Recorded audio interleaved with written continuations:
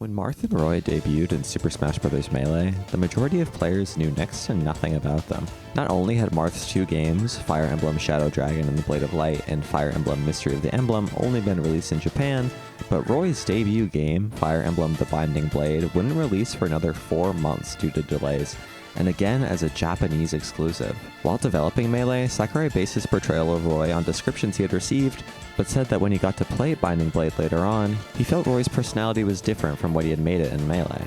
It was around this time that Nintendo decided to begin localizing future Fire Emblem titles.